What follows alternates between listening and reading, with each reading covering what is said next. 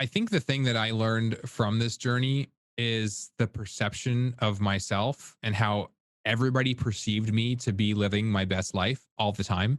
I never forget when I was in Berlin in Europe at a TwitchCon, and I posted a video of me like dancing on stage in front of a bunch of influencers, and it was lots of fun. And people from my high school were replying to my stories, being like, "You must be so happy."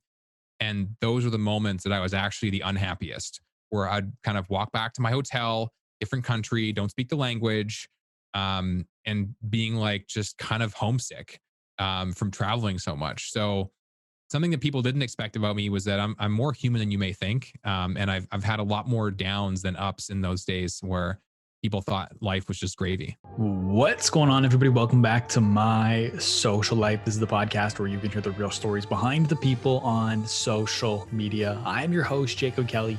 As always, today's podcast is powered by Trufan. And before we get into today's conversation with Austin Walper, there's a couple things that we need to go over first. If you enjoyed today's podcast, be sure to leave us a positive rating and review, share it with a friend, and subscribe to the show. We put out brand new interviews every single Monday, and a brand new Takeaways episode is an audio exclusive where I sit down and break down the most recent podcast episode of the week every single Thursday. And now, without further ado, I'm very excited to present to you my conversation with Austin Walper. What's going on, everybody? Welcome back to My Social Life. I'm your host, Jacob Kelly. As always, today's podcast is powered by Trufan. And today on the podcast, we are joined by Player.gg co-founder and former CEO, Austin Walper. Player is a viral marketing platform for brands and content creators who effectively grow their audience and create measurable sponsorship ROI through giveaways. Player was acquired by Trufan in late 2020, and Austin joined Trufan as Chief Strategy Officer. I'm very excited to have him here on the podcast today to talk about the journey of growing Player, having your own company acquired, and so much more. Austin, welcome to the podcast. Great to be here. Thanks, man. Excited to have you here, man. So I want to go all the way back to the beginning. You're just chatting here. You're saying how you grew up in a small town just outside of Kelowna. And from my understanding, you've always had a bit of that entrepreneurial hustle, had lemonade stands growing up, and your first real startup was selling VHS tapes to your friends, right? That's correct. Yeah. Long ago. Long ago. And I think another one too here I have written down here is you sold gum in middle school because you knew in primary school that gum wasn't allowed. So you knew there'd be a demand once you hit middle school. So where do you think this entrepreneurial spirit came from? Yeah, man, you did your research before this for sure. It's a good question. I think it's something that I didn't draw from either of my parents, so it's kind of a mystery, I guess. I think a lot of it came from growing up in a small town and not having a lot. Single parent, low income. Didn't really have access to a lot of the privileges that I wish I did growing up. And so I think from a young age that just kind of created a desire and a burning sensation in my heart to want to build a better life in my future. And so the gum story is one of my favorite ones because it's like the classic story of there was a problem, found a solution. That was really good. Mm-hmm. And what was the entrepreneurial community, for lack of a better word, like in the town you grew up in? Because you said around 1,000 people, everybody knows everybody. I grew up in a small town, 15,000 people, so not quite as small. So I'm curious what it was like in the town you grew up, what the entrepreneurial community was like. I mean, there really is none at that stage. That's why I really didn't enjoy a lot of my childhood, is because when you're in such a small town, there's really two places to work. It's the local grocery store or McDonald's. And that was kind of what the options were for me at the time. And so I was very fortunate though, to grow up kind of as the internet was really growing and booming. And from a very early age, kind of found my passion with technology and computers. And that really allowed me to have a much larger voice and a much larger reach than I probably would have, without the internet. And so I honestly think that most of my entrepreneurial skills and experience came from the internet, not so much in real life. Mm-hmm. And I've had, again, in the prep work and the research, I found that with the VHS company, your mom used to write the handwritten contracts. And you said she's been your biggest supporter kind of throughout your whole entrepreneurial journey. It's what has that meant to you?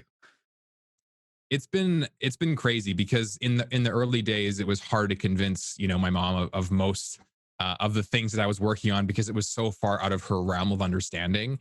But as I basically proved traction and showed, I guess, my true passion, my mom has always been my largest cheerleader.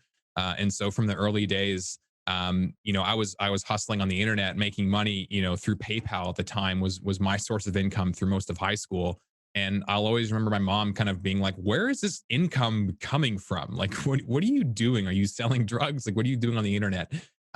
Because I always had found a way to join, whether it's niche communities, through gaming, early online chat rooms, really anything I could as a kid. I was on the internet, learning to write code, learning graphic design, and basically just trying to develop skills that I could use to generate income from a very young age, on my own at my computer. Mhm.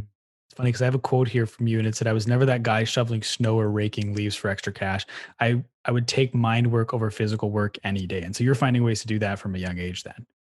Yeah, it's something that I've carried throughout my life, and in some ways I've always wondered why, and I've kind of tried to change it, but it's something that's been deep rooted that I really don't enjoy working with my hands. And I remember literally as a kid, one of my chores around the house was to mow the lawn, and I just fucking hated it. And I don't know why. It was just something I just hated working with my hands. And so I would literally take money that I would earn from hustling on the internet and pay my friends to mow my own lawn when my mom was at work and she would never know. And I just, for some reason, I just had this mindset of I've always liked working with my brain, and really have never enjoyed, getting my hands dirty too much. And so growing up, did you have any other interests, or was it all like entrepreneurial, figuring out how to make money? Like, I'm assuming gaming was a big part of your life growing up as well. Yeah, I had a lot of time on my hands because, raised by a single mom, and she worked more than full time just to put food on the table. And so there was a lot of time, me either at home alone or with babysitters at a young age. And so I had a lot of time to kind of be independent, and learn to take care of myself and learn to entertain myself. And that's when I think gaming became a big part of my life. Was my first console was the Sega Genesis. Shout out to my cousins who gave me that console.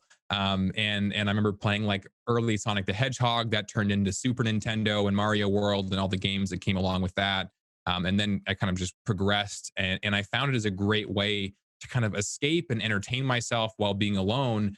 But then when the internet matured, and this became online gaming, I found it as a way to make friends, and join communities, and actually build relationships over the internet.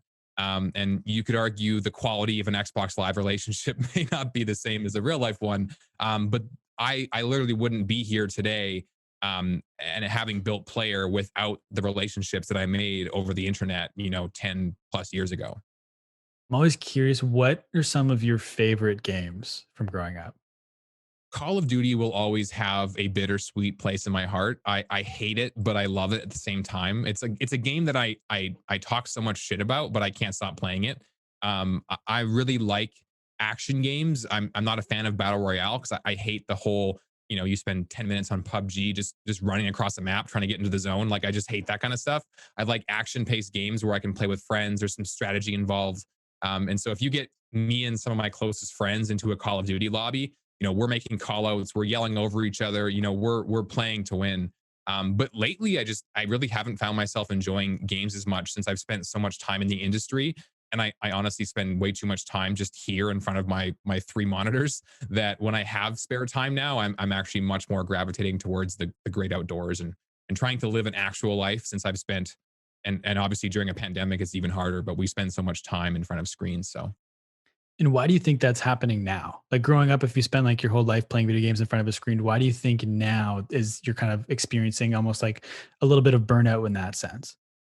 I think it's harder when now you kind of have to stay inside. I mean, for everybody who's the last 10 years, like it was always an option. It's like, yeah, I could go outside and go or travel or go hang out with friends, but I'm just going to stay home today and play video games. But I think now we're having so much screen fatigue because we've literally had to stay home, and had to have lived so many of our interactions over the last 12 months through a screen. And so I think that's really put perspective on me. How grateful I am to have the experience of going outside. I've been skiing probably 20 plus days so far just this season, and just trying to get out, and kind of blow off steam elsewhere. And I think it's created a much more positive impact in the long term for my own health, I think. Mhm. I want to jump back there. You mentioned earlier how there was like you would get involved in these different niche communities, and there's two specific experiences you had. I think I pulled one or both of these from your LinkedIn, and one of them you were a partner manager at Full Screen for a couple years. How did that experience? Like, how did that happen? Yeah, so I got involved in YouTube in the early days, kind of pre monetization. And it was like I was creating YouTube content through the gaming community. I was working with some graphic design and branding clients that I had found. And that's actually how I got the relationship with G Fuel, which was super impactful.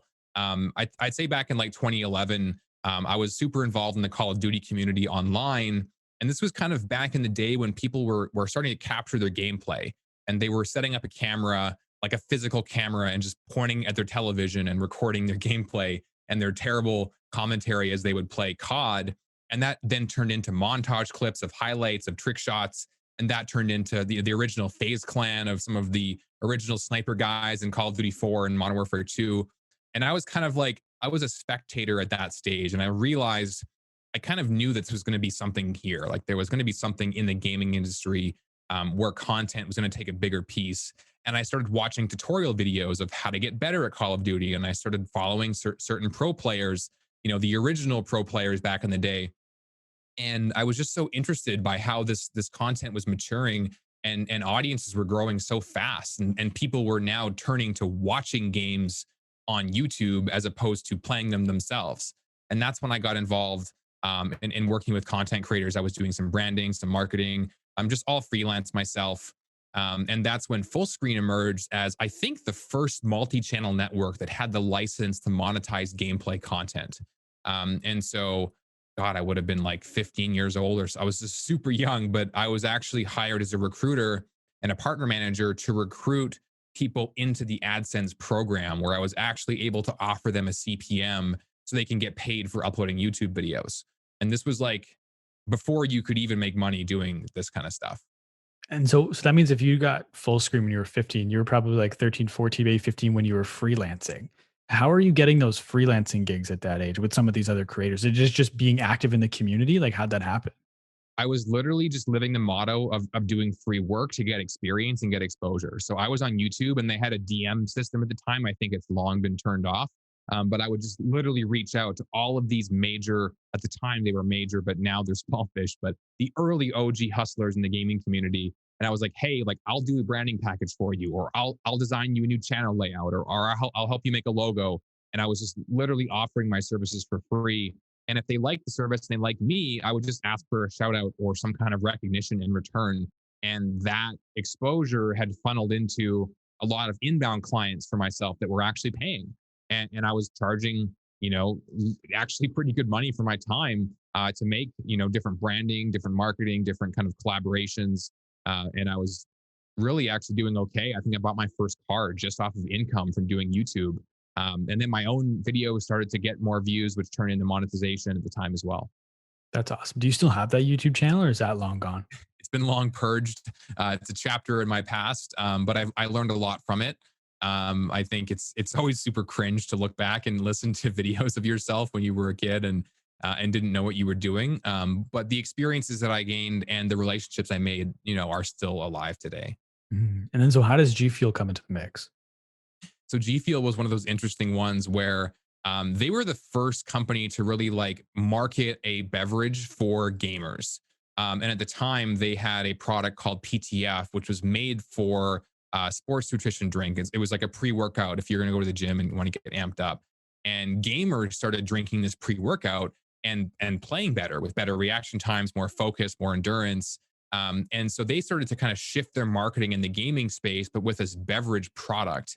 And when they actually wanted to rebrand towards G Fuel, I was active in the community enough where I reached out directly to the CEO and did the same pitch. I was like, hey, man, like, love what you're doing in the space. There's great potential here. Like, I'll work for free. I'll just want to help and be useful.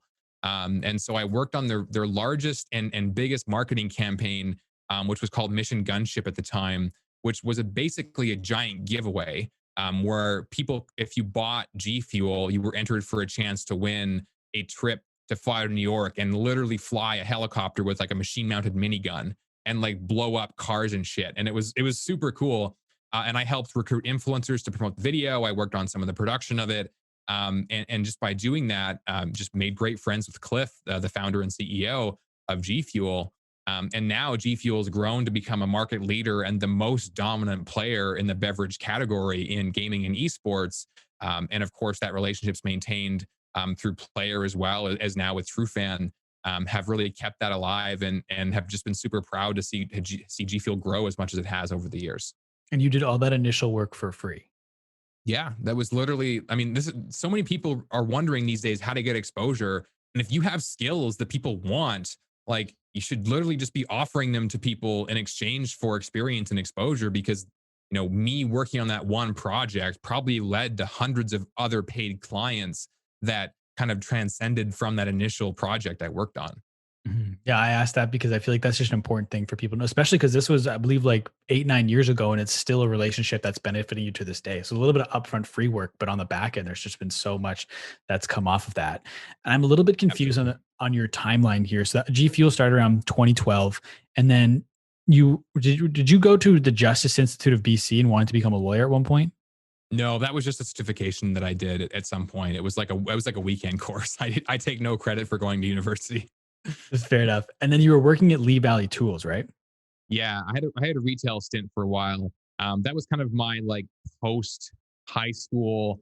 I have I had no grades to go to university or college by any means, and so I was kind of this like I had an entrepreneurial like business minded spirit, but I didn't have any idea like how to do anything with it and make full time income. I could have scaled YouTube probably looking back on it, but I was also very I guess just very tunnel vision with having to sit in my house all day and just work through the screen. And so I ended up getting a part-time job at a retail store local to me at the time, and then kind of rose the ranks. Within I think 5 years, I worked in retail and grew into management roles that kind of gave me some real life management experience. And so why did you decide to do that instead of like, because you were doing the freelance thing, you were working with full screen. Like, why did you not decide to kind of pursue that fully? Like, I know you say you're kind of tunnel vision, you're staring at the screen, but why not kind of like grow an agency or something on that side as opposed to starting with Lee Valley? I think the one thing I was looking for at the time was stability. I found a lot, especially when you're a freelancer, there's really no guaranteed income, and you have to really grind to get clients and retain clients. And the thing that I was finding was that I had just bought my first car from the money that I'd earned from YouTube. And it was sinking in that I had like real expenses like car insurance and gas and all these things that I would have to pay for and repairs. And I think I was just very scared by the unknown of trying to build sustainable income. And instead, I'd opted to get a job where I made minimum wage, but I got benefits and I had, guaranteed basic income for the time. And I continued to work on YouTube in the evenings and the weekends and on the side, which was at the time, I think the right play for me because getting into working in a retail store taught me the most about eventually starting my own company.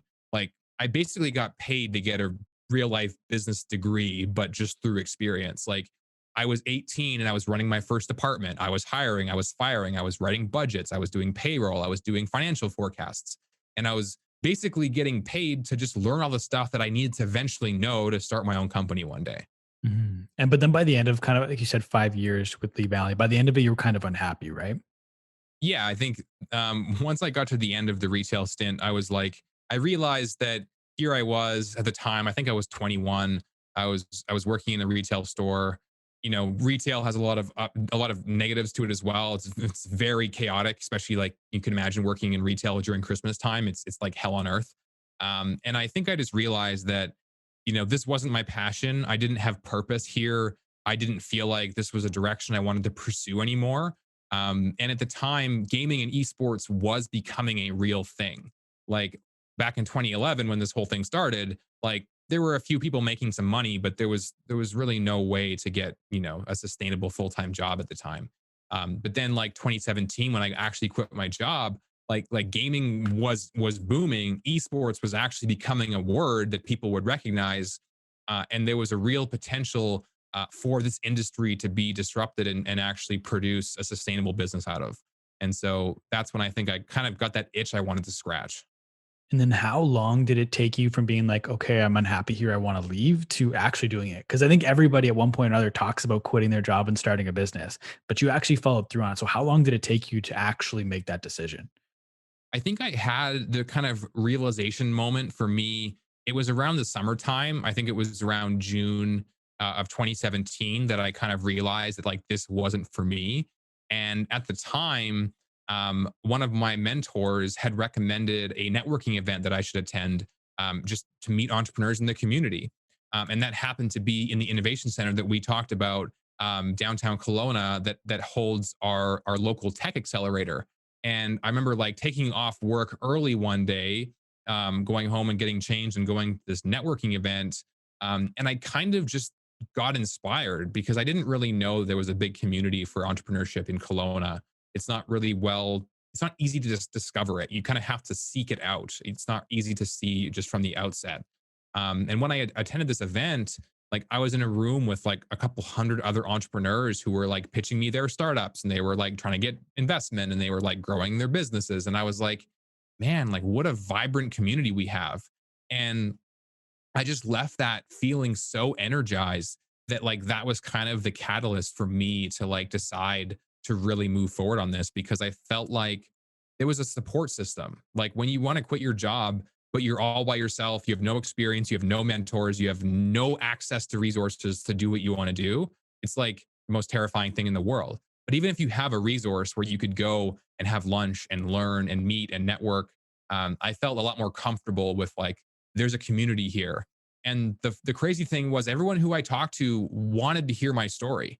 I'm like, I'm just like some dude working in a retail store, and they're like, "Oh, like I can tell you're an entrepreneur. Like you have the spirit. Like, what are you working on?"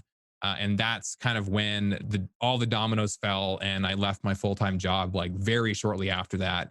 And by September of 2017, I was a full time entrepreneur. And you mentioned how it was a mentor who suggested you go to that event. How did you find a mentor? Because I feel like a lot of people hear that they should have a mentor, but they don't know where to find one or how to even start finding one. So, like, how did you get a mentor? It's actually interesting. This one was actually recommended to me, and I'm really grateful this happened.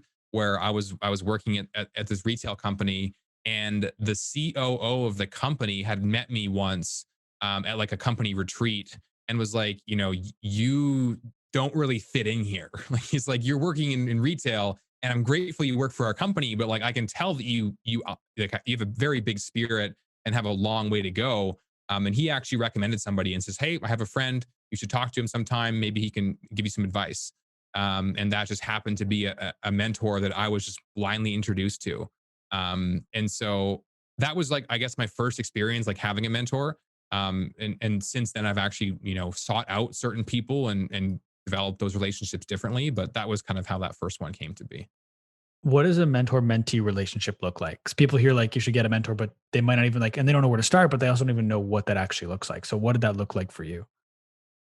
I think for me, it's always just good to have someone to vent to. And you can get this in any part of your life. For me, I was single. I've been single for a while, just laser focused. I don't have a big family. It's just my mom and I really. And I don't have a big support system in my life. And so to have someone that you can just vent to and open up to, who understands you, and you can just talk things through, like having a sounding board is like half of being a mentor or having a mentor. And so some people have these great support systems in their life where they have a girlfriend or a wife or a big family and cousins and brothers and sisters. I didn't really have that. And so to find somebody who I could just go for coffee with, or Zoom call with, or just talk to, was very helpful for me, and even more helpful that they had a lot of experience in business. But like your significant other could be a mentor to you, or your uncle, or your dad, or your mom, or any of these people. I just didn't have that in my life. And so I was very grateful to have like an external third party who I could just call and vent to, and they would listen and just kind of keep things between us. Mhm. And then, so beyond kind of being a sounding board and recommending that first event for you to attend, what are some of the lessons or the biggest things that still stick with you today from your first mentor? That's a good question. I think I also, from having a mentor, learned how to be a good mentee, like how to be a good person receiving mentorship. And now that the tables have turned, and I've had a lot of people reach out to me asking for me to mentor them, like I've applied a lot of that same learning from this experience. Um, I think it's just great, like I said, to have another perspective. I think what I learned the most was how to be coachable. I don't think anybody wants to spend their time, like especially volunteer their time for no cost to help you, if you aren't coachable and you don't appreciate that time. And so I was always extremely grateful, and showed my gratitude for even the very short periods of time that I would get. from certain mentors in my life. And always have kind of tried to give back from there. I tried not to be the person that just always took things from people, and tried to be self-aware enough to realize that if this is going to be a long-lasting relationship, I should also try to give back in some way. Two kind of questions based off that. What did you learn, or how did you develop being coachable? Like, what does that look like in practice? And what are some ways you're able to give back to a mentor? Because that in some instances might be overwhelming because it's like, I don't know what I can provide a value to this person. It's like, what did that look like for you? Yeah, on the first question, more specifically on how to be coachable, I think the thing that I really learned is to be aware of the perceptions people have about you. Where you may think you're being coachable, but sometimes you can give off a certain, persona, and people may perceive you to be high ego or non-coachable in any way, shape, or form. And that was something that I experienced very early on. I started getting or hearing feedback around my community of saying like Austin's like his ego is getting too big, or he's kind of on a death spiral here. He's just kind of just on a rampage, and he needs to be humbled a little bit. And so I think listening to the feedback around me, I never let it really discourage me, but it was definitely very impactful to have heard those early comments in the early days on people who perceived me as one thing when in reality I did not intend for that to be true at all. And so, what were like, how did you kind of, you said you were kind of in a tailspin there. How did you stop that spinning? Just being self-aware of the issues. I think at the time I was an early entrepreneur, had kind of just quit my job, and I think I was probably giving off too much, Mark Zuckerberg-ish attitude, where I'm just like, I'm going to take over the world. I'm be super rich. Who wants a job? Do you want a job? Do you want a car? Do you want a job? I'll hire all of you and build this great company, and we'll all get rich together.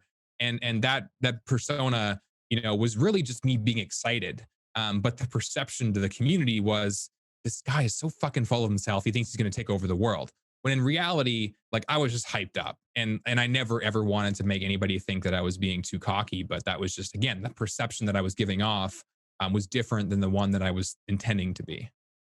And so, bring me back to, I think you said September 2017 is when you left your job. Bring me back to that first day you wake up without a full time retail job and you are just working on your business. Yeah, that's a great question. This is something that I'll never forget. That day is, I'll never forget. I actually hiked down to the lake. Anybody who's from Kelowna will know Paul's Tomb is the spot that I went to. It's a beautiful spot on the lake, kind of a rocky little island you can sit on. And I just was sitting there, like, staring out over the water. And I remember telling myself that this was the last day that I'll ever work for someone else again. And I was telling myself this, and I kind of just believed it. And I knew in the back of my head that I had no idea how I was going to practically get there. But in my own head, I was so just confident and also sick of the life that I had just left, that I knew going back to that life was the worst possible outcome. And so I kind of just had this attitude of, I don't really know how I'm going to get there, but I'm going to figure it out. And there's nothing that'll stop me from figuring it out. And from there on, I kind of just maintained that, like, as long as I'm progressing forward and I'm not going back to the life that I just left, that I'm winning. And even though I was dirt broke, I was literally eating ramen noodles every day. I was still extremely happy because I knew that this was kind of like the first day of the rest of my life, is how I felt. But you didn't like even have like a business idea at that point, right? Like player wasn't actually a concrete idea at that time, right? You were still trying to figure it out. It was enough of an idea that I was willing to go all in on it, but it wasn't enough of an idea that I could cohesively, like, pitch it to somebody. Like, it was still just enough of a concept that, if I were to meet somebody or talk to a friend, like, I could kind of explain where I was going, but there was just so much work that still needed to be done to make that an actual thing. And I'm curious for, because a lot of people, what's stopping them from taking that jump like you did is they're risk averse. And so looking back on it, was taking that jump and just going cold turkey out of your job necessary? Could you have done it like working, if you went down to like part time and tried to kind of like split your time, or was that jump in hindsight necessary? It's a great question, because I've given this advice to so many people that I would never recommend what I did. Like I would never meet an entrepreneur and recommend they leave behind stability and jump both feet first into a new idea without some kind of plan. But I did that anyways. And that's kind of what entrepreneurship's all about. I think you kind of have to be a little crazy to start a company. And it was that kind of craziness and insanity and drive that kind of kept me going forward. It was like I was on a car without brakes and I didn't want to use the brakes. I just wanted to keep driving. And I knew that if I just at least had some brains, I would steer the car in the right direction. And you ended up recruiting three different co-founders. So it was the four of you. Why did you feel it was necessary to recruit three other people to start this business with you? I think it was less about recruiting them and more, I guess it was a little bit of both. So, one, it's important to understand as a founder what skills you have and what weaknesses you have. And so I was very grateful to have people around me that very well complemented my weaknesses and played to my strengths. That being like, I'm not a developer by any means. I can write code, but I'm not skilled enough to build a web app. So obviously, you got to have a developer somewhere. And I was super grateful to work with Kieran, who was one of my greatest friends from high school. Actually, I've known him for a long time. And then, my other two co-founders being focused on product and marketing. And so those were great skill sets that complemented my weaknesses. But it was less of me going out and trying to recruit them and just people who believed as well as I did. Like it's important that you find people in those early days who are strong believers and who will also put up sacrifice to make this thing happen.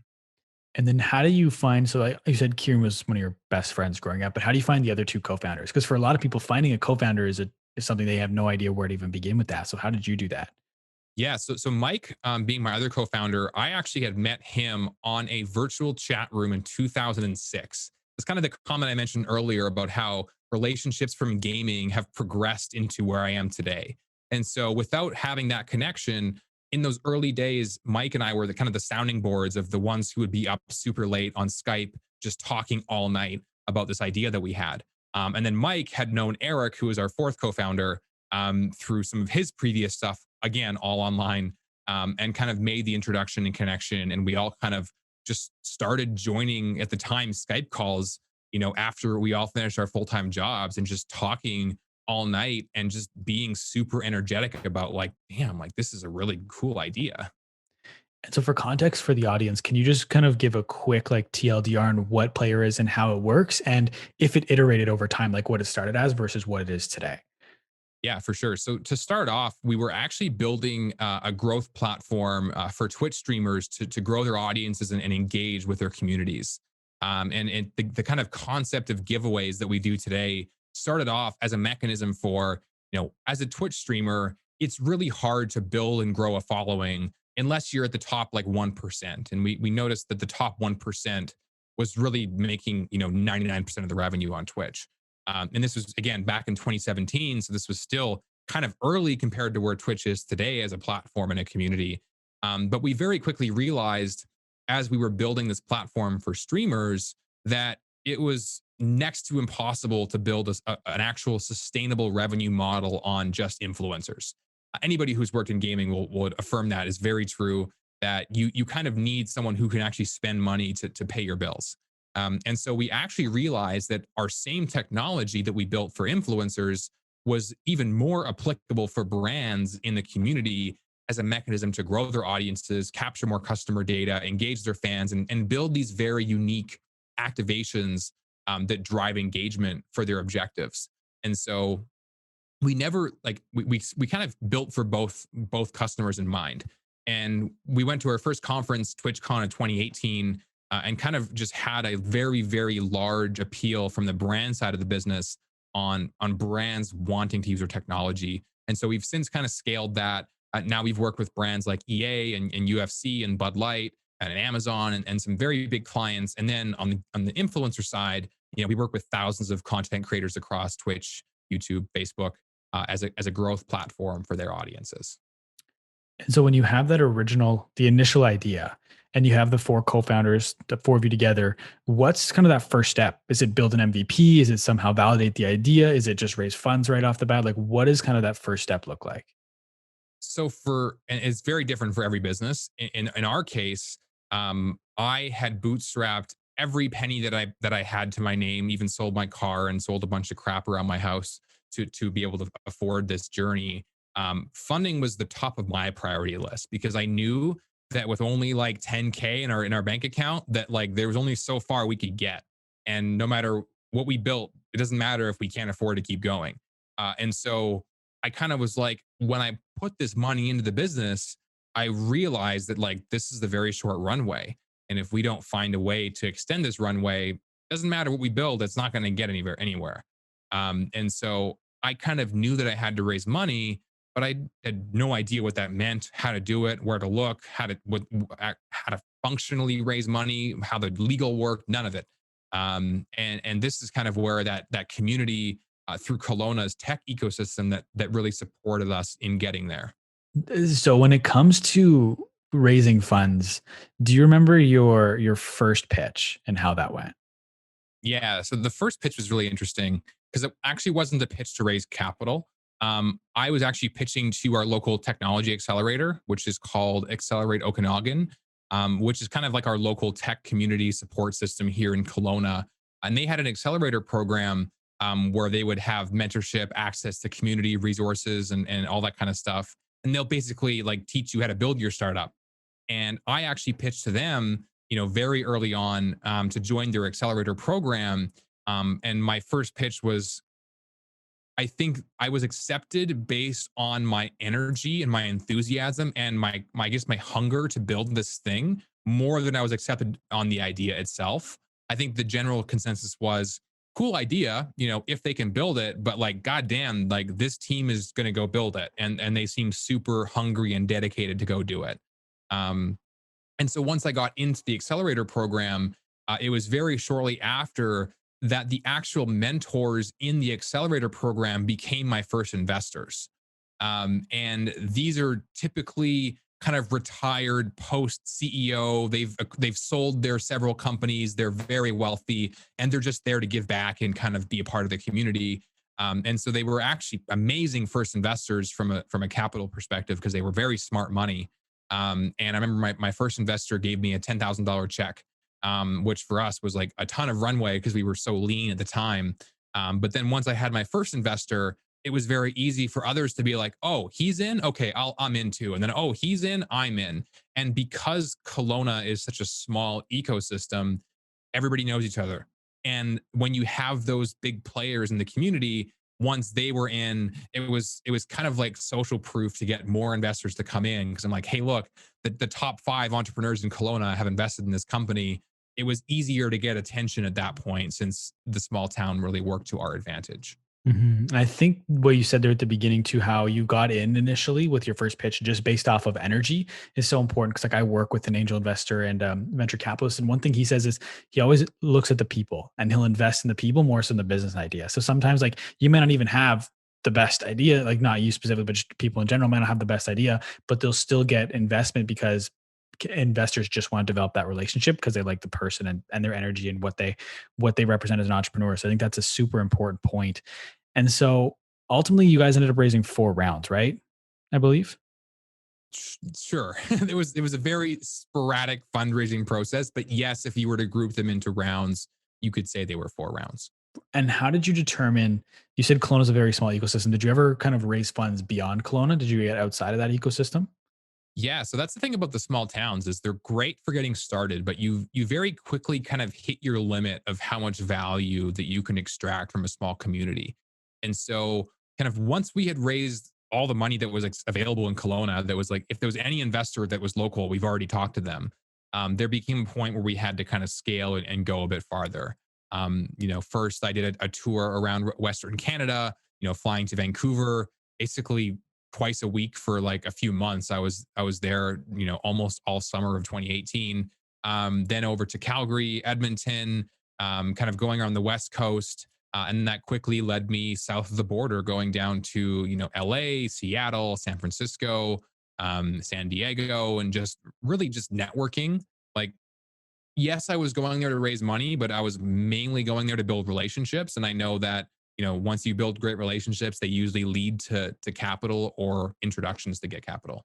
Mhm. And so, what did you look for in investors? Because a lot of people, when it comes to investors, a lot of people think investment is just about the check size, but a lot of times that's not the case. Sometimes it's relationships, it's experience. What were you guys looking for in investors?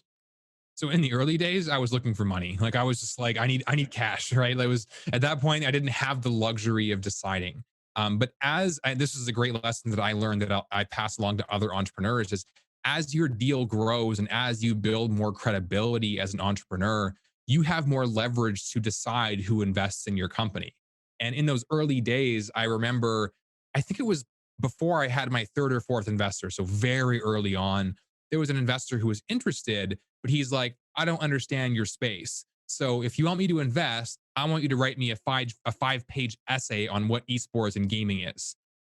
And I was like, fuck, really? Like that's what I'm going to spend my time doing. But you know what? I need cash, so whatever, I'll do it. And I like basically built like almost like a college research paper on what esports was. And I got 50K from the guy, which was great.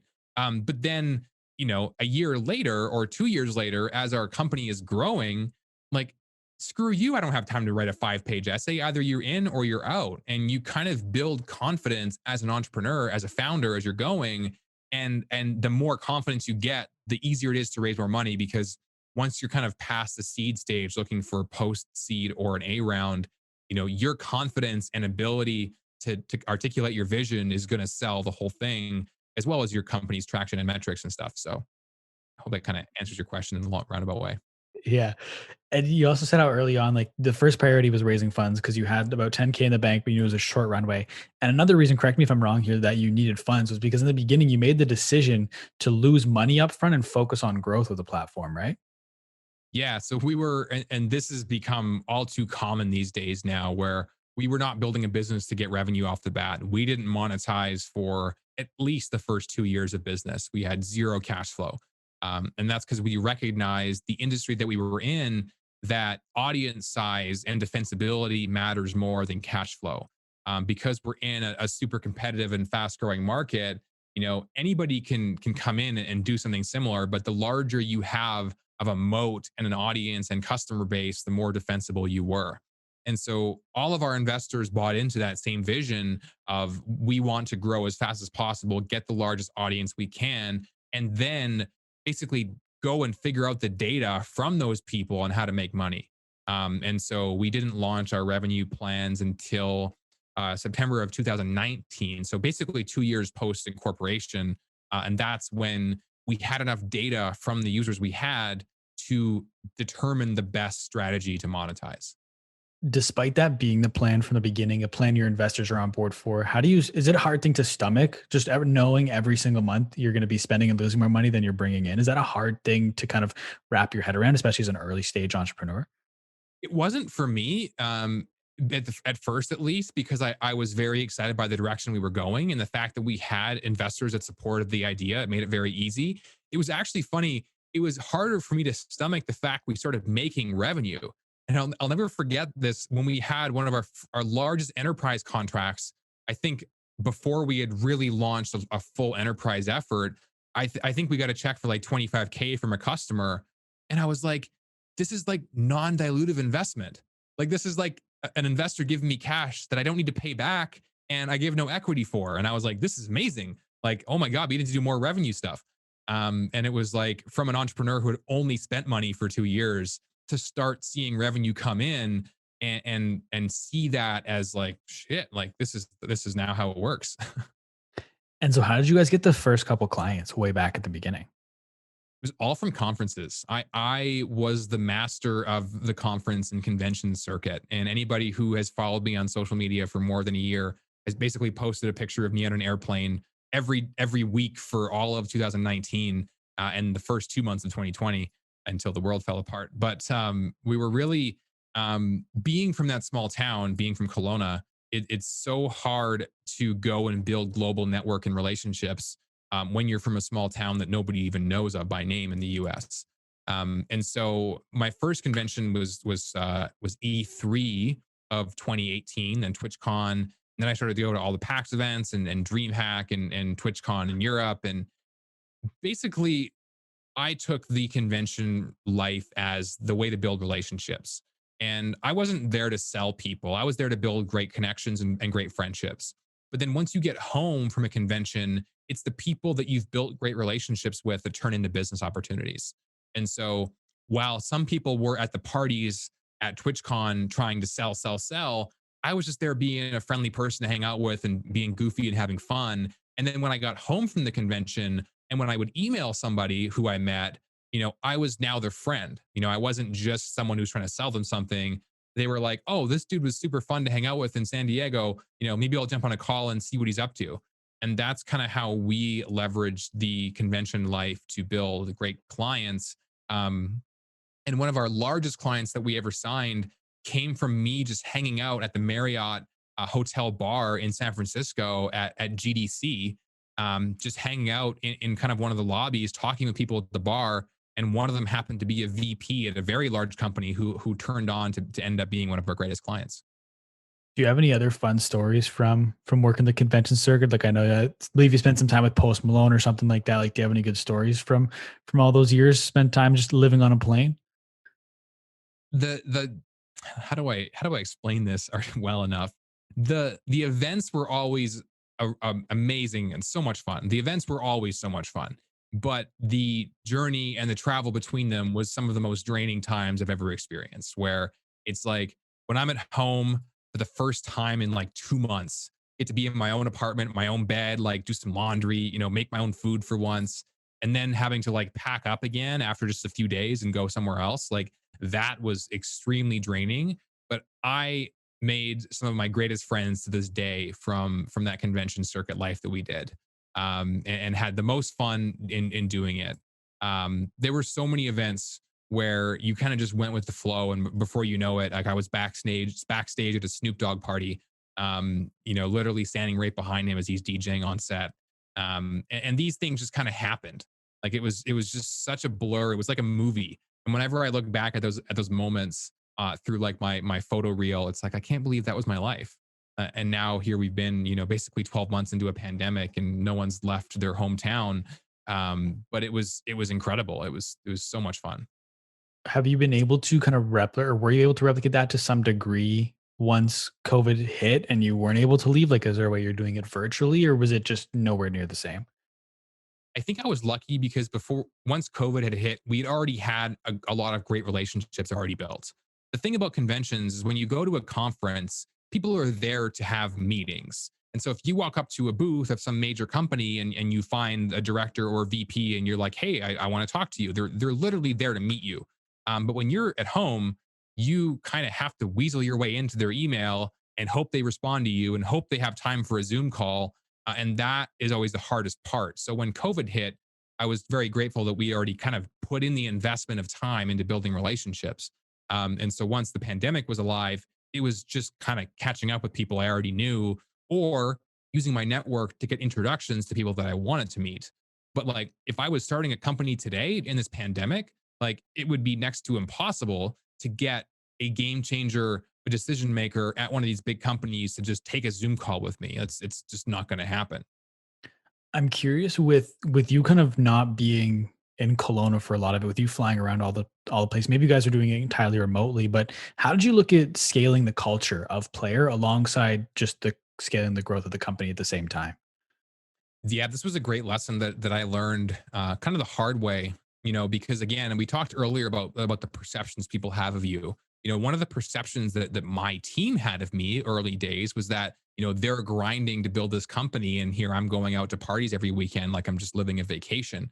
But it was actually so much more work than it was a vacation. Um, we were actually always a remote team. Even though most of our team was based in Kelowna, we would do like a weekly or bi-weekly lunch at the office on Fridays, if anything, go hang out on the roof or go, just chill, order some sushi and pizza and just talk and catch up. But we were actually mainly a very well functioning remote team.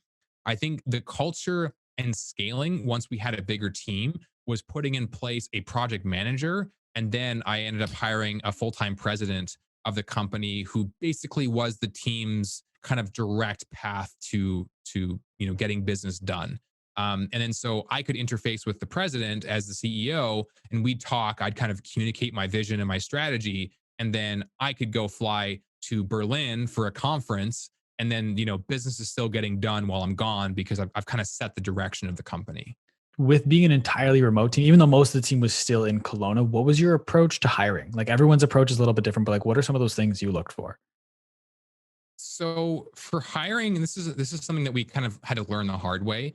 I had hired in retail before, and I was hiring for basically minimum wage positions at the time, and people were mainly working in a job that they more so needed to pay rent, and they weren't super excited about. But transitioning to hiring for a startup, we had so many applications because everybody wants to work for a startup these days. It's kind of like the new hot thing. um, in those early days, it was really about finding people that understood the startup lifestyle, because the startup lifestyle is not for everybody. In fact, it's barely for anybody. Like, to work for a startup is kind of consciously sacrificing stability in exchange for the promise of something bigger in the future and the ability to make a lot of impact.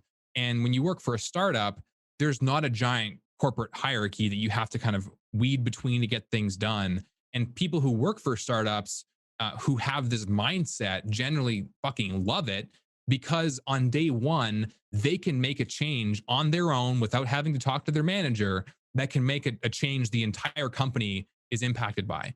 And that's the biggest part of startups. And so for us, it was finding people that were at the right stage of their life to come in and capitalize on that journey of sacrificing stability, because there's so many people who want to work in a stable environment. I don't blame you for that, right? Like, there's people who are not cut out for this startup grind, that would just much rather collect a stable paycheck and have a boss who's a boss who has a boss who has a boss, and kind of just ride that out. But for us, it was really about buying into the vision and buying into the greater mission that we were building as a company. And how are you able to kind of figure out whether they have that drive or not? Because I'm assuming with it being remote, a lot of it was virtual interviews. Like, how are you able to kind of pick up on those cues remotely? So we actually did most of our hiring locally, since we were based in Kelowna and our entire engineering team was here. We did most of our interviews in person, so we were able to pick up on a lot of that.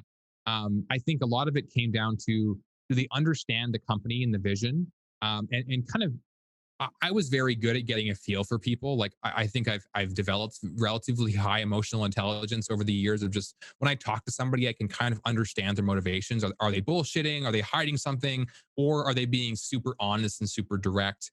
I always look for people who are hungry. Hungry beats passion, which beats experience, in my opinion. And if you can find someone who's hungry to go and build a life for themselves and put their life's work into a project, hunger was the biggest trait that we would hire for. And you can have people who are passionate about certain things, but if you aren't like really hungry to build, then it can be often a bad fit to join an early stage startup. And so you're putting all this work into the company. You're flying all over the place. I mean, granted, COVID hits, that kind of stopped that. But ultimately, when did you start to consider selling the company? I think the conversation around the acquisition started to cross my mind kind of in early 2020, as I was starting to really get burned out. Like, I was burned out to the point where I would wake up in the morning and just not even have the energy to get out of bed. And I say wake up in the morning is a very loose statement, because I would barely sleep. Like, I was such an insomniac that I was getting only a couple hours of sleep every night, and then having to drag my ass out of bed in the morning after laying there wide awake for 8 hours. And it was super draining. And as a CEO of the company, you're in a tough position, because this is like a child. It's like you've birthed and grown up this child that's still kind of learning to walk. And you can't just walk away, because if the CEO and the founder leaves, like, that shit's going to collapse, especially when you're in an early stage, kind of delicate company. Later stage is a little bit different. And so when I started to have these kind of feelings of like, God, I just need a break. Like, I just need some time off. That became very stressful to think about, because I'm like, well, God damn it, I'm the CEO of this company. Like, how do I just walk away?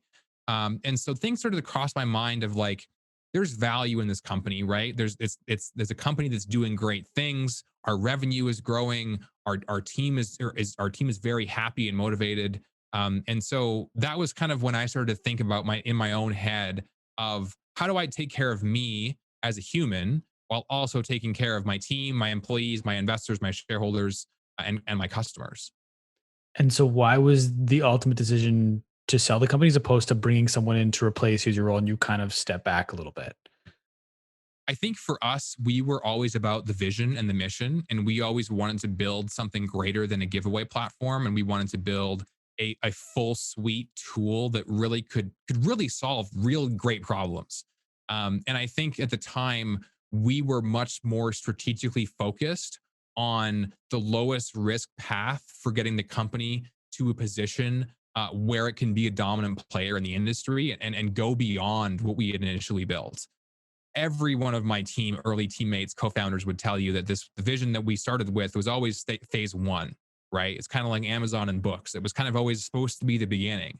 But when I started to become really burned out and not very healthy, to be frank, that's kind of when I started to look at, well, what's the best way for our company to continue growth and merge into an entity that can really take the same vision we've already started and kind of just pour gas on the fire.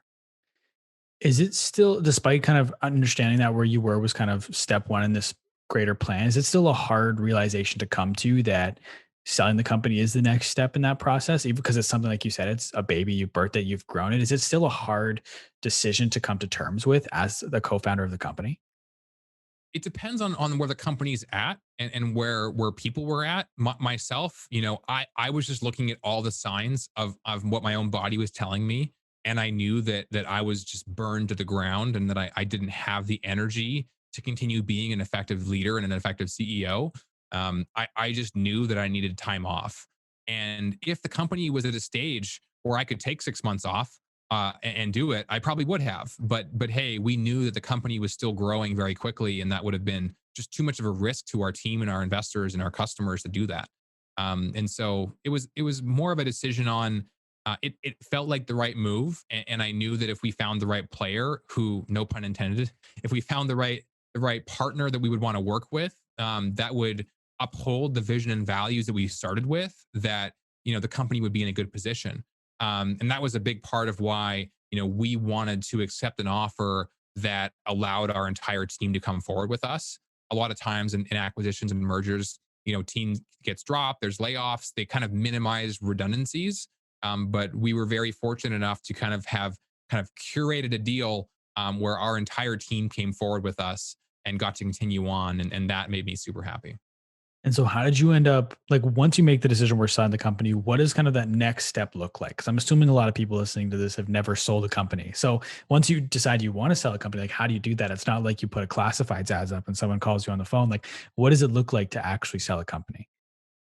I love that you mentioned that, because like there's no two paths are ever the same. And I was listening to a podcast where the founder of Twitch actually sold his previous startup on eBay.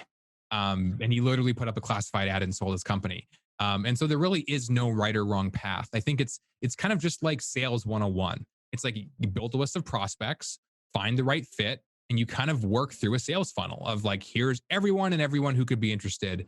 And then here is kind of that short list of prospects who has a very good strategic fit. And then here are kind of the top list of potential partners that we could move forward with. And so ultimately, why was Trufan the right company for you guys? Like, how did they kind of come into the mix? It was funny because we were talking to Trufan early 2020, kind of before I was even really burned out, and before acquisition was even something that we were thinking of. And we were talking with Trufan because we just saw great synergies on the partnership side. And I was talking with Onik and Swish very early 2020, I think even pre-COVID, about what a partnership could do for our companies and how our technology could benefit Trufan and how Trufan's technology could benefit Player. And we all saw a very well mutual fit. We were all very young guys, which I always liked being a young entrepreneur. It feels more comfortable when you're with other young people who, you can get held back due to your age very quickly in this industry sometimes. And so I think that was really important, was finding a fit that we all felt comfortable with, and that we weren't going to merge into, a giant public company with, way too much, bureaucracy and politics and everything else. Like, we wanted to kind of maintain the same culture. And working with a small team gave us the ability to move quickly. When we were talking to some larger people on the acquisition side, like the larger the company, the slower things get done. And the more they need approvals from shareholders and board. And it was like, okay, we felt like we had a great fit on the startup side, as well as the team fit was going to be there. And the product visions were so damn aligned. It was like, well, this makes sense. Hmm. And you mentioned how it was great because it was a young team on Trufan's side. How did you kind of overcome some of those age biases on and your like pre-acquisition, everything kind of building player? How did you overcome some of those age biases? I think in the early days, that was always a big challenge, even in my career pre startup. I think just being a young person in business, you always get judged very quickly by your age. And so I think the entrepreneurship ecosystem was one of the only, I guess, verticals where age isn't as important as it would be if you're trying to, like, let's say, climb a corporate ladder at some big company. But in those early days, that's where we had to really show our hunger and our dedication, and age can actually play a good factor in, like, being a young entrepreneur trying to get funding, right? Because if you're 45 and you got your third kid on the way and you're married and with a mortgage, and like your risk tolerance is so much different. But when investors see a young dude who's got nothing but upside in time, and that has the ability to take a giant risk where I'm not risking the welfare of my family or my significant other or whatever, that it was actually a lot easier, at the end of the day, to convince people, how dedicated we were, because we were just so hungry to make it work. And so what is your advice then to people, to young people right now listening to this that have an idea, they want to start it? You said how you would never tell someone to quit their job and just dive headfirst in and kind of take on that risk. Like, what would your advice be to someone who has an idea and they are not sure what to do? Yeah, I get this advice a lot in my DMs. Like, the most asked question is, how do I start a company? And the answer is, you just start. And like, yes, there's a logical process of, like, how do I incorporate a company? How do I get a lawyer? How do I hire people? And how do I get customers? All of those questions will answer themselves, based on your decision to start. And I think most people who ask the question on how do I start a company are really asking if I should start a company. And they're often looking for the validation of others to say that yes, it's possible to do this. And I'll tell everybody here, everybody listening to this podcast can start a company. They are capable of starting a company in an area that they care about, and they can actually make an impact in. You just have to decide on starting. And then once you've decided to start the company and you've kind of got the foundation, then you can answer questions like, why are you better than your competitors? And how will you find customers? And how will you sustain revenue? And who do you need to hire? And those are questions that any human being can figure out. But you just got to figure out if you want to do it or not. 100%. I think one thing a lot of people do when they think of starting a company, they start stressing about like step 45. It's like, I've never hired anyone before. I don't know how to do that. I don't know how payroll works. Well, before they've even started the company, they start stressing themselves out and talking themselves out of it because they don't have the experience to do something that's going to come way down the line, way after you actually start it. So I think that's really good advice to just start the company. And I'm curious, like, so you said how once you have that foundation built, you can kind of start answering those questions. Did you guys business plan it or anything before? Or did you just kind of have this idea and go? I have still, to this day, have never written a business plan in my life, except for the one that my grade 10 business teacher forced me to do for credits. I think business plans are a thing of the past. I think pitch decks are so much more important than a business plan. For me, as a person who now evaluates a lot of startups, and I have a lot of people reaching out to me and sending me their business plans, I don't want to read your 15-page essay on why you think your business rocks. I would much rather see a 5 to 10 slide presentation that visually articulates the vision, the problem, and market opportunity. I think you can Google or download pitch deck templates from all the major companies that are out there. I would much rather see storytelling is more important here than metrics and your actual thesis for your business. I want you to tell me a story of why you, as the entrepreneur, are the best position to solve the problem, and why your team thinks you have a great shot at this problem you're solving, not the fact that you have a business degree or you graduated high school with a business focus. Like, doesn't matter to me. I just don't care. Anybody can build a pitch deck. Start there. And if someone tells you to build a business plan, I would cut that person out of your circle very quickly. That's such good advice. And like, especially with the storytelling thing, like I was listening to I listened to a couple interviews with, I believe it was, I'm blanking on his name now, Reid Hoffman, sorry, co-founder of LinkedIn LinkedIn. guy, yeah, yeah, Yeah, Greylock Partners. And I think it was him, and he was talking about Airbnb. And every time he would bring up Airbnb, he'd always reference like a story that Brian Chesky told him that was like part of the reason they invested. And he never right. talked about, and he just talked about this one specific story, and it kept getting brought up over and over again. So that's such a good point. With that's what people are going to remember. They can connect with their story. They're not going to remember your business Right. plan. And to tie back, part of the story that I was telling was the story that I told on the early part of this podcast of how I was 15, I was working in YouTube, I was kind of part of the foundation of this industry being built. I had a connection with now G Fuel, the largest beverage company in the space. So not only did I position the industry and market opportunity of like my pitch decks always started off with gaming growth, like it's kind of this hockey stick curve, but the story of why I, as an entrepreneur, was the right person to build this problem and solve this problem for the community. And so that's really the largest part is why are you the right person to solve it? Sure, maybe I want to solve a problem on how to get humanity to Mars, but is Elon Musk really the right person to solve the problem, or am I just the right person to solve that problem?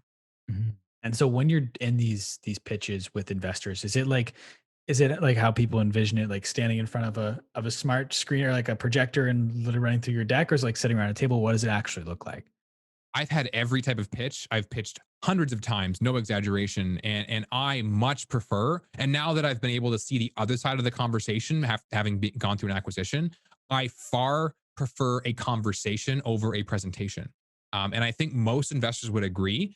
I have done the events where I show up and there's a presentation on a USB stick that I plug into a projector and I have a clicker and I do my thing. And those are great for large audiences where I've pitched in front of, a couple hundred people at a pitch event or whatever. But I much prefer the conversation where someone comes in, we're talking about the journey. We talk about my background, growing up in a farm town, having an experience, and then we kind of walk through the deck. But we're just talking through it, not me rehearsing every word and kind of being perfect. Because it gives them a chance to just interject and ask questions, and it's a lot more fluid than me just talking for 10 minutes and you having to like remember all your questions and like follow up and all that stuff. And then looking back, which ones led to you getting investment more? Was it the presentations or the conversations? That's a tough question because the quantitative answer is presentations where I would go to a forum. I think the most lucrative pitch that I did was in front of a group in Calgary where it was like a boardroom with like a U-shaped table and there was like 50 investors, all accredited investors around the table. And I gave a presentation and I won the room, like hands down. Everybody was like trying to sign up for the deal. Um, but the conversations were I think I have had the most success on like the relationship side. We're always just let's jump on a call and let's just talk. And those are the ones I've always appreciated the most. Interesting. And what's the hardest question you ever got in a pitch? This it's a funny question because there's never been one. And that's why I think I was a really good pitch person is because I have yet to have a question that an investor asked that I didn't know the answer to. And it's because I knew my shit and I was so well rehearsed going into those meetings that there was really nothing that they could ask that stumped me. There was maybe a question like, what was your revenue on this day of last year? And I'm like, I can figure that out. I don't know it off the top of my head. But there was never a question that someone asked me that really took me back. I was always able to navigate and answer the questions because I went into those pitches just super well prepared. Interesting. And back to, so with the acquisition, when you ultimately made that decision, you mentioned how one of the key things with Trufan acquiring player was the fact that the whole team came with the acquisition. And you yourself, you also came with the acquisition because sometimes founders decide not to. Once they sell a company, they kind of step back. Why did you make the decision to follow the company and join Trufan as the CSO? I think the thing about Player is it's still kind of a child. It's a child that I've sold, as weird as that sounds, like some black market Wayfair scandal. But I think it's still a company that I see a lot of pride in myself and that I've created. And so ultimately, I want the best for the company, and I want the best for Trufan. I want the best for Player. And so as a founder, I want to make sure that the new team that is taken on this technology knows how to use it properly. And so basically, the majority of my job so far at Trufan has kind of been training. I am teaching the management team at Trufan how to properly use Player, the technology that we built. And obviously, if I were just to walk away, I think that would present a very big risk for someone having bought something that they don't know how to properly use, and it can be risky for the business in general. So I ultimately want the best for everybody involved. I want Player to succeed. I want Trufan to succeed, because I ultimately want to build things that solve problems. I have your tweet, your pinned tweet right now, actually, is I just want to do stuff or 2021 goal. I just want to do stuff that makes me happy. How has that looked in practice so far 2 months into the year? Yeah. So to kind of to give context to that question, I basically spent 3 years pre-acquisition putting my company first at all costs. Everything was about the company. If there was a long weekend and there was a holiday, that meant one more day that I could work without being interrupted. And so I spent so much time only focused on what is best for the company at the detriment of my own health and of my own happiness. Where there was a point at the end of this journey where I just was like, what is it even worth it? Is any of this worth it if the founder is not healthy or happy?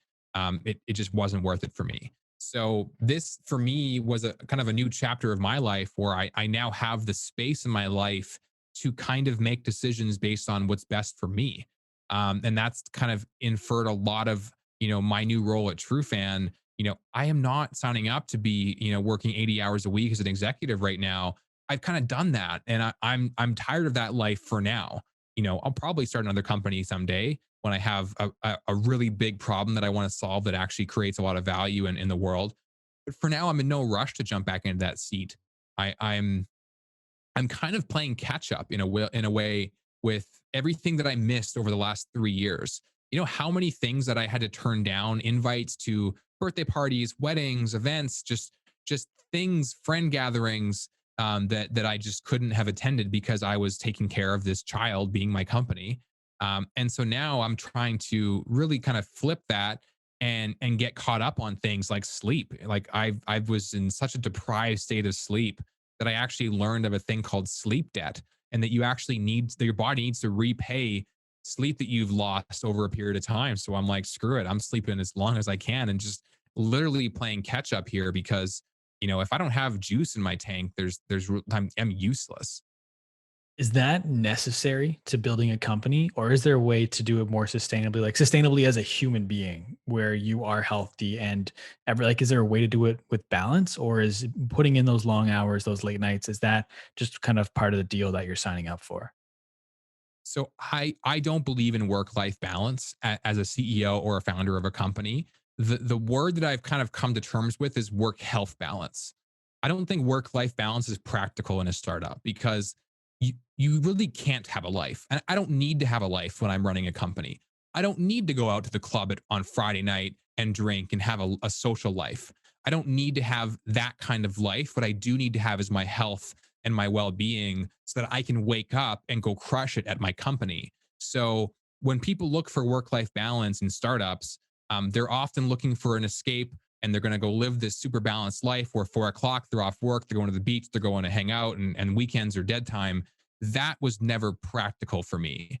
But what I've learned and what I wish I learned earlier was the work health balance, which means not waiting until you need a vacation to take one. Making sure that you actually schedule your life where you're getting breaks before you think you need them, and you're balancing your life in a way where you want to wake up and do this thing every day because it's literally such a big commitment that you have to be all in. I think when you said scheduling breaks there, like sometimes I time block my schedule, sometimes I don't. But when I time block, I will always block in like free time in my day just because it's important, I think, to take a breather as your day kind of goes. So I think that's important. I think Absolutely. one thing too, when it came to taking time off, your first vacation, I do want to talk about that. 10 days in the back country, completely off the grid. Was that just you kind of where you realized you were burnt out? You're like, I just need some time. And that's what led to it? Yeah. So my first vacation was, and this is the crazy part about waiting till I need a vacation. Like I was 3 years into a startup, and then I'm like, I haven't taken a vacation and I need one. Like I needed one last year and I didn't take one. And so I was also grateful that we finally had built the org structure of the company where I could take a vacation. I had a full time president. The org structure was built out. We had a team in place that could run without me. And so that was when I was like, I need a vacation. And I remember deciding the night before that I would take a vacation the next morning and take 10 days off work. Um, and so I needed to disconnect from technology. I was getting drained of just scrolling through TikTok and Instagram and wasting time on screens. And my sleep was so fragmented at this point that I basically just loaded up my car with a tent and a stove and some propane and some scraps of food. And I literally, and you're probably referencing the blog that I wrote about that. I just went into the woods and just set up camp on a lake in the middle of nowhere with no cell service. So even if I wanted to use my phone, I couldn't. And I just lived off the grid. And it was a time where it took me like 2 full days to stop checking my phone. That's how I knew I was so messed up. That like I know logically that I don't have cell service, but I'm still pulling my phone out, unlocking it and checking Facebook. Like it was such a habit that I was in at that point that I had to break. And that's kind of when I just had all this time to myself where it's like it's 10 a.m. and I got the whole day to myself. What I'm gonna do? I'm gonna go chop wood. Like I'm gonna go, clean up the campsite, or I'm gonna go make a fire, or I'm gonna go hike that mountain. And it was just like a totally different life than I had ever experienced, and my whole schedule was just mine. Speaking of hiking, can you talk to me about the hike you went on that you were wildly unprepared for? That was that same trip. There was one morning that I woke up. I think it was day 5 of the camping trip, and so I was a little antsy with it being in the campsite and kind of being in this space for the whole time. And so I left my camping stuff there, but I packed up my backpack and got in the car and I drove to a trailhead, which I then hiked. I think it was around 15 kilometers in total into the woods. It was a couple hours in each direction to get to this spot, this super remote lake that I went to. And you mean you hit the nail on the head. I was wildly unprepared. I brought bear spray with me, but I didn't realize until I had gotten home that the bear spray still had the safety strap on it that you had to cut so you couldn't accidentally spray somebody. So even if I had ran into a bear, I would have probably died because it was like a zap strap that you needed some serious scissors to cut. And I basically just kind of blindly just walked and hiked until I found this destination that I went to. And I guess I was always just taken back. Being in nature is always so humbling because it kind of makes me realize there's more to life than work. Like when you hike a mountain and you feel so accomplished when you get to the destination of this beautiful view and you realize just how much there is in the world that you haven't experienced before. What are some of the other things that you learned on that trip? Like, what did you learn about Austin during those 10 days?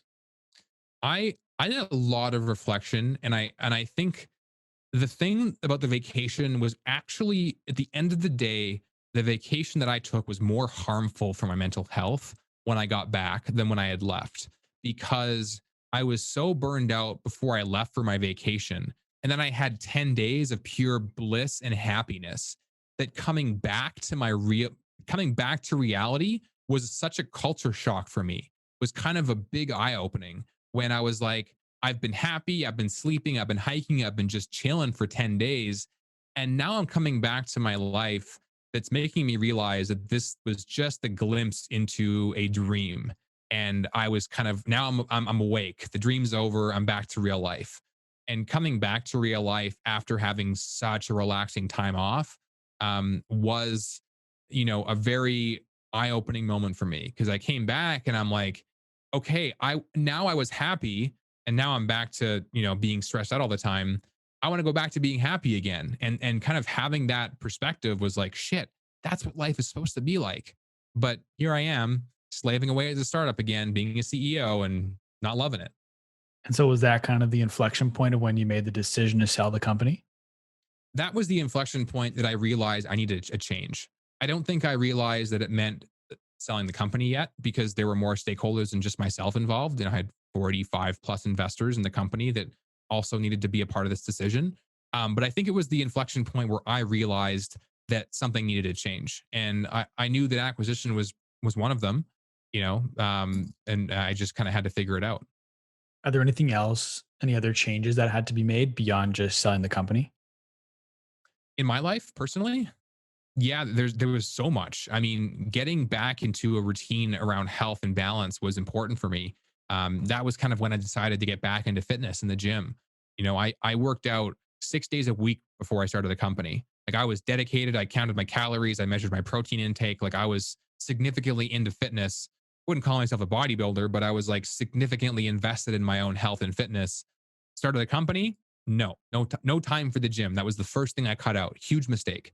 And then that was the point 3 years in where I'm like, man, I'm not healthy. Like I better get back to fitness again. And that was one of the only things that kept me sane last year was getting into the gym and being very intentional about my boundaries. Like I have a gym block in my calendar every day and I don't compromise that. If there's a meeting that has to happen, it can happen before or after or the next day. I am not canceling that time for me because it's so important for my balance. How hard was it to maintain those boundaries? It was a lot harder when I was the CEO of a company.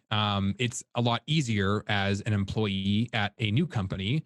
Although I'm still an executive, I have a lot more flexibility in that I don't have the pressure on my shoulders. Like the toughest part is when you're the CEO and you need to raise money, and an investor can only meet with you at this exact time for the next 2 weeks. And it's during something else you have going on, whether it's gym or family time or holiday in Canada or whatever it is. And so again, I always put my company first. I was always like, I'll skip the gym today. I can have it tomorrow. And that's what led to the unhealthiness was always making those sacrifices for the company. One of the questions I was going to ask is why you hadn't put out a ton of content over the time of building Player. But I mean, I think it's pretty evident at this point as to why you hadn't. I think there was just so many other things going on that piling on content creation was just another piece added on top of the pile. But ultimately, I think it was January 2020. Gary Vee and D Rock somehow convinced you to start making content, right? So that was a really interesting moment when that whole story happened of having the opportunity to meet Gary Vee. I had always wanted to get into content creation and really focus on building my personal brand. But I always put my company first. And so when you have a million things on your plate to do and you want to make a video, that video falls so low on my priority list that it was impossible for me to justify spending my time and more importantly my energy and my creative energy on doing something not for the company and doing something for me. And it was interesting when I had met Gary Vee in Vegas and met D Rock. I was making all these excuses like, well, I don't have a camera, I don't have a microphone, I don't have time, blah blah blah. And their advice was like, you have a cell phone in your pocket, go home, put it on a tripod, and make a video, and just do it. And I did it, and it felt really good. And I made this announcement video on my Instagram, like, I'm going to start making content. This is day one of my journey. And then real life happened, and working in a startup happened, and that just stopped. And again, I just there was never an instance where I could justify my time going into making content and not working on my company. Is that more of a goal now in 2021 with kind of reclaiming some of your schedule and not being the CEO anymore? Yeah, it's a kind of a goal that I've pushed off for so long that it's a goal that I want to focus on now. I think I'm still kind of in this like recovery mode. Like it feels weird to say that I'm still burned out like 3 months after exiting my company, but I'm still kind of like rebuilding myself back up. Like I still am struggling with just being tired all the time. And I still have nights where I just don't sleep. And, then there's days like yesterday where I'm just like, I'm going skiing. Like, I'm not even gonna look at my phone today. I'm just going to go out and enjoy myself. Um, so my hope is that kind of springtime rolls around, ski hills are going to close. That hobby of mine will go away for the summer, and I'll have some more time to hopefully commit to, my streaming schedule on Twitch, and making really value added content for my social. I want to use my experience as a young entrepreneur to actually add value and not to create content that a lot of entrepreneurs just focus on like, how glamorous their life is, but more the lessons that I've learned along the way and how that could possibly help other people. And despite not posting like a ton of content, you still have decent followings on both platforms. Instagram, I checked, somewhere 12.8K, Twitter, 19.8K. How have you grown those socials? Is it just using your own platform? Is it using Player? Like, what have you done to grow your socials so far? The largest growth that I think I received personally was from being at events and conventions. There was a point kind of just before the pandemic where every event I was flying to, I was speaking on a panel or hosting a networking event or doing a meetup. And I kind of mastered the art of networking for a little bit there, where I was able to get good exposure. People knew who I was. I was getting recognized when I was going to events, which was like super weird from me going up in a small town to now landing at the airport in San Diego and not even getting my bags off the luggage carousel and someone being like, "Are you Austin from Player GG?" I was like, "Whoa, this is so weird." Um, Always grateful for those experiences, but yeah, I think that's always been a challenge for me. How often do you, I mean, probably a lot considering you just sold the company and everything, but how often do you reflect on the whole journey? Every day, like literally every day. Part of my new routine that I've built for myself is just having my unplugged time every night where, my phone goes off before bed, TV goes off, no electronics, just some chill music and myself in my living room. And I always leave that time at the end of my day now where I reflect, I journal a little bit, notes to do tomorrow, and I just decompress. And there's never been a day that's gone by that I haven't reflected or grown or learned something. It's just really important now that I block that time and say, no, I need this time to unwind tonight before I go to bed. Otherwise, my brain is running a million miles an hour and I'm trying to fall asleep. If you could go back and talk to Austin the day he quit his retail job, what would you say? I've had a lot of those questions on, what would you change or what would you tell yourself before? I don't think I would change anything because it's made me who I am today. I don't think there's any advice that I would change along the journey, because every mistake that I made, every hard time I went through, like every time that I like couldn't eat because I was so stressed out over the company, like all of that led me to who I am today. And I don't think I would change anything about the journey. I wouldn't even change the hardest of hard times because it's only led to more personal growth on myself. And so it's easy to say that I would go back in time and, tell myself to buy Amazon shares when before I went public or whatever. But I don't think I would want to alter my journey because of I'm just very grateful for the position that I've landed in at the age of 25, and that I've kind of been humbled. I think a lot of people need to be humbled at some point in their life or have an experience, where they start to question if their life is even worth living. Because once you have that moment when you're in like total darkness, when you come out of it, you just have a complete perspective change on life. Where now I just realize how important every single day is and how nothing is guaranteed and how all I can do is live my life to my best of my ability and everything will work out in the end of the day. Before we get into the same questions I ask everybody at the end of every interview, I have probably my most important question. And it's, can you tell me about your light up shoes?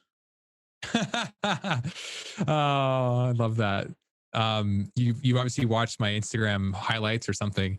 Um, those were hilarious. So anybody who's met me at a convention knows that I'm a giant dumbass, and I think one of the lessons that I learned was being a little bit out there was actually a great tool for networking. Like it's kind of hard to stand out if you're just a wallflower.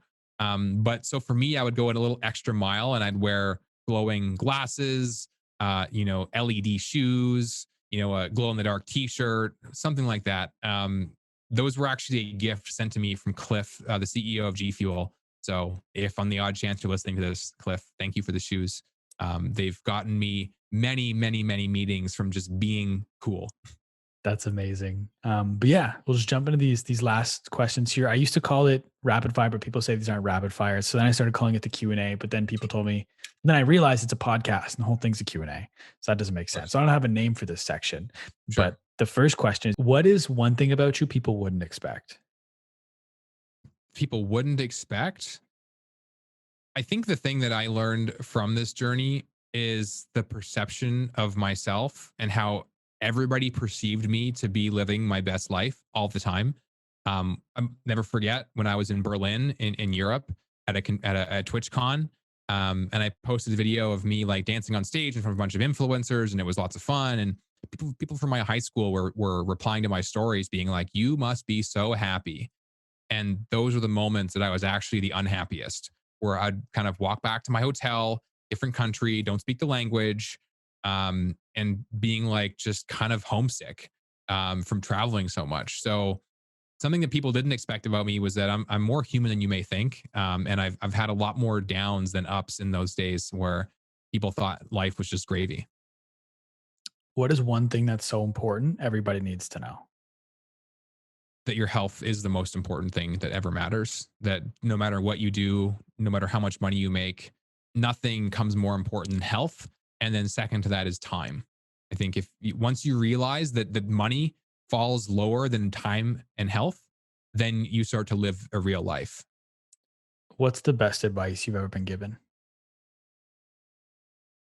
I think along those same lines. I think it was one of my investors that I spoke to at one point who had a lot of money invested in my company and had a lot to lose, if I didn't pull this thing through.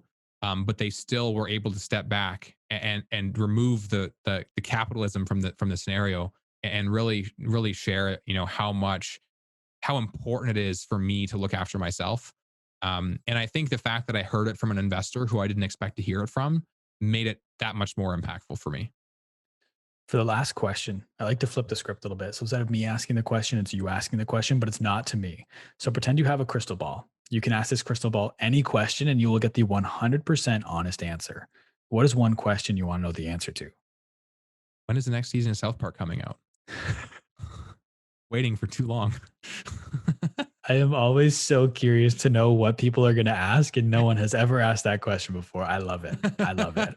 I've been waiting for like years for South Park to have a reboot and come back with a full season, but I haven't seen it. Fair enough, man. But no, I want to thank you so much for taking time to be on the podcast. I want to give you the floor. Where can the people find you? Plug anything and everything you got right now. Absolutely. So most active on Twitter since I can just post dumb shit all the time. So just Austin Walper on Twitter, first and last name. Same with Instagram. Working on growing both of those platforms, and I'm streaming on Twitch more frequently. But if you follow my social platforms on Twitch, on Twitter and Instagram, you'll know when I go live next. Awesome. I want to thank you once again for taking time to be on the podcast. And I want to thank everybody for listening, whether you listen the entire way through or you only listen to bits and pieces. I really appreciate you taking time to check this out. Everyone do me a big favor, go and follow Austin. Go and check him out on Twitch. I'll make sure everything's linked in the show notes down below so you can find it. If you'd like to follow me, you can find me on social media at the Jacob Kelly. Feel free to come and say hello. My DMs are always open. If you'd like to follow the podcast, you can find us on Instagram and at My Social Life Podcast or YouTube by searching up My Social Life. As always, today's podcast is powered by Trufan. Thank you once again for listening, everybody. We'll talk soon.